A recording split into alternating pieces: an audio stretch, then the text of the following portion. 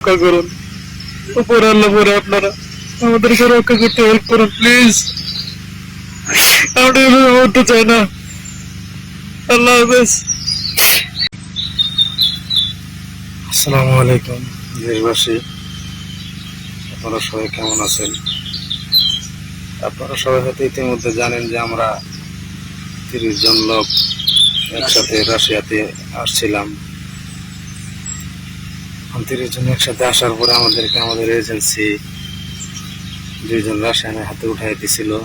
তারা আমাদেরকে কোনো আসার পরে কোনো ধরনের মোবাইলের মাধ্যমে কোনো হেল্প করে নাই, কোনো নেট দেয় নাই, ফোন নিয়ে নিয়েছিল। আমাদের কাছে কোনো নেট ছিল না।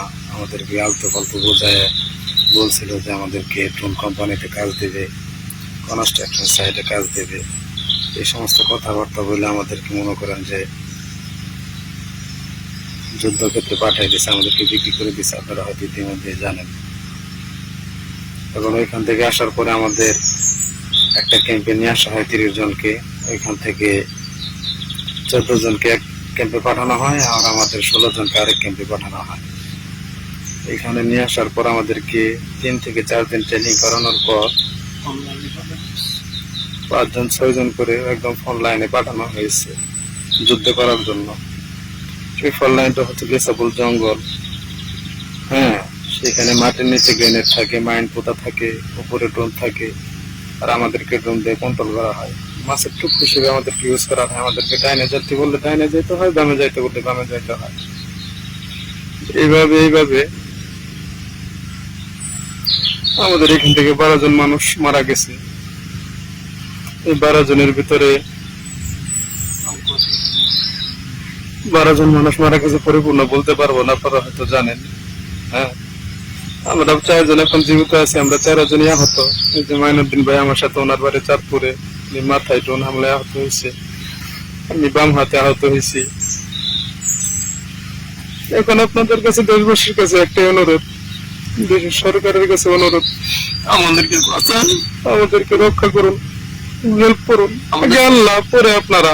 আমাদের 4 জনের 2 জন হাসপাতালে, আমাদের 4 জনের ভিতরে 2 জন এখন অন্য একটা হসপিটালে আছে, আর আমাদেরকে একদম ক্যাম্পে রাখা হয়েছে। যে কোনো সময় আমাদেরকে এখান থেকে ফোন লাইনে পাঠাই দিতে পারে। কখন পাঠায় সেটা আমরা জানি না, আল্লাহ ভরসা, আল্লাহ ভালো জানে। আর আমরা তো ভাষাও বুঝি না, কোনো কিছু বুঝি না, বুঝাই বলতেও পারি না। আমাদেরকে যখন যা বলে তাই করতে হয়। আর আমাদেরকে অনেক নির্যাতন করছে।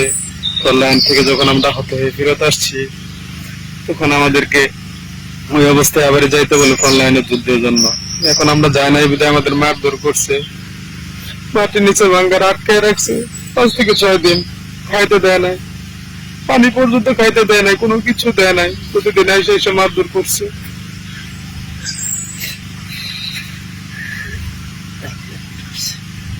আপনাদের কাছে একটা অনুরোধ, প্রধানমন্ত্রীর কাছে অনুরোধ, আমাদেরকে বাঁচান, আমাদের সবাইকে রক্ষা করতে হেল্প করেন। দেশবাসীর কাছে একটা অনুরোধ। আর সবার বাড়িতে ছোট ছোট বাচ্চা আছে, আমার বাড়িতে একটা 5 মাসের বাচ্চা আছে। আমরা তো এই জীবন চাই নাই। আমরা আসছিলাম শুধুমাত্র ডাল ভাত খেয়ে বাঁচার জন্য, আমাদেরকে এভাবে বিক্রি করে দিছে। এখন কি করবো আমরা বুঝতে পারতেছি না, বুঝি না বাসা, কোনো কিছু বুঝি না।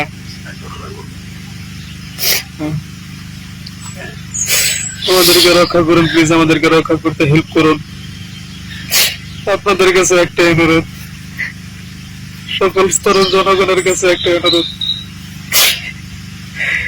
আপনারা আমাদেরকে রক্ষা করতে হেল্প করুন। আমরা চাই দেশে যাই মরতে, আমরা মুসলিম।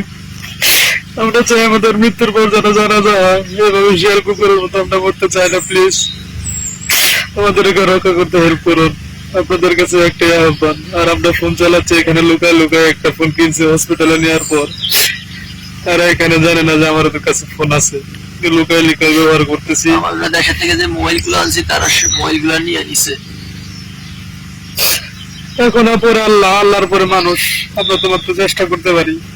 সকল স্তরের মানুষের কাছে আমাদের অনুরোধ, স্টুডেন্ট মানুষ, যত ধরনের মানুষ আছে সবাই আমাদেরকে রক্ষা করতে হেল্প করুন প্লিজ, হেল্প করুন প্লিজ। আপনাদের কাছে আকুল আবেদন। তা নাহলে যে কোনো সময় আমাদের ফোন লাইনে পাঠাই দিবে, আমরা মারা যেতে পারি যে কোনো সময়, টুন হামলা, গ্রেনেড বোমা অথবা মাইন্ডে পাপড়ে মারা যেতে পারি। এইভাবে মৃত্যু চাই না আমরা। আমরা চাই আমাদের মৃত্যুর পর আমাদের জানা যায় আমাদের ফ্যামিলির কাছে বলতে চাই আমরা। প্লিজ হেল্প করুন, হেল্প করুন, আমাদের বাঁচাতে সাহায্য করুন প্লিজ। প্রধানমন্ত্রীর কাছে একটা গোলায় দান আমাদের বাঁচানোর জন্য আপনি হেল্প করুন, প্লিজ হেল্প করুন। আপনি চাইলে সম্ভব, আমরা যতদূর জানি। আর 14 জনের কি অবস্থা সেটা তো আমরা জানি না এখন পর্যন্ত। আমাদের 16 জনের ভিতরে 4 জন মাত্র জীবিত আছে এখন, তার সবাই আহত। কখন না কখন আবার পাঠাই দিবে সেটা আমরা বলতে পারি না। আর আমার বাড়ি হচ্ছে জামালপুর জেলা 2 নং শরীফপুর ইউনিয়ন গোদাসিমলা গ্রামে। আমার বাড়ি চাঁদপুর জেলা ফরিদগঞ্জ থানা সমনগর উপসা দক্ষিণ ইউনিয়ন পশ্চিম কাউনিয়া মসজিদ বাড়ি। আর বেশি কিছু বলতে পারবো না, যে কোনো সময় লোকজন চলে আসবে। প্লিজ আমাদেরকে রক্ষা করুন, উপরে আল্লাহ পরে আপনারা আমাদেরকে রক্ষা করতে হেল্প করুন প্লিজ। আমরা এভাবে মরতে চাই না। আল্লাহ হাফেজ।